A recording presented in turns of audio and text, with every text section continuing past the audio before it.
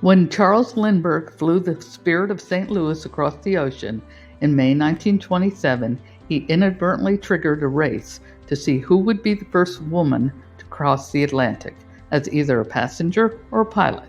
8 flights by men had been successful. None of the pilots or passengers had been women. So far, 4 women had died attempting to cross the ocean. Amy Guess, 56, a wealthy woman, wanted to be the first woman to fly across the ocean, but her family convinced her to leave the honor to a younger woman. She discreetly asked around to find just the right sort of girl for the job. Guest thought the perfect woman would be a pilot, well-educated, preferably a college graduate.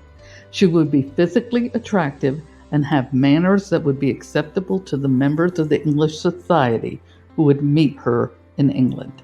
As an attractive college-educated social worker, Amelia fit the bill. Amelia did not immediately accept the offer. As a pilot with 500 hours of solo flight, she had little experience flying a tri-motor plane, and so she would be stuck in the back of the aircraft, but she finally agreed. The flight took 20 hours and 40 minutes. She complained, "All I did was lie on my tummy and take pictures of the clouds. I was just baggage, like a sack of potatoes." After the flight, publisher George Putnam, who had a knack for showmanship and inventing celebrities, hid Amelia away in his house and gave her 6 weeks to write a book about the flight. The book was a bestseller. His wife, Dorothy, did not mind the attention that Putnam was lavishing on Amelia. She had already given up on their marriage. But Amelia was reluctant to marry. She turned down George's proposal 5 times. 2 years later, when Amelia finally accepted George's proposal, she wrote to him,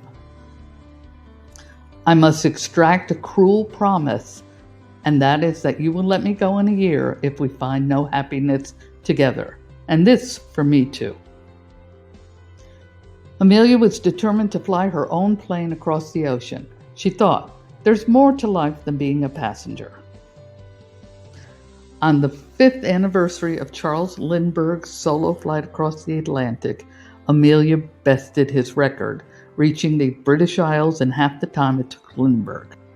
The Society of Women Geographers honored Amelia with their first gold medal.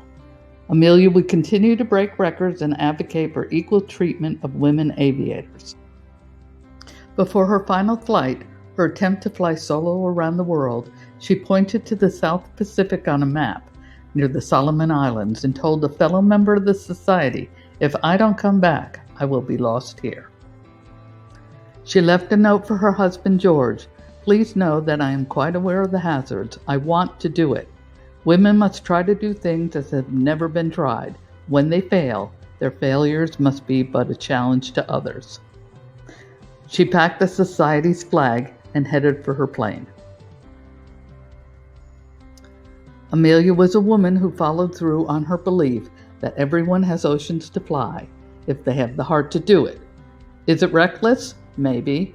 But what do dreams know of boundaries?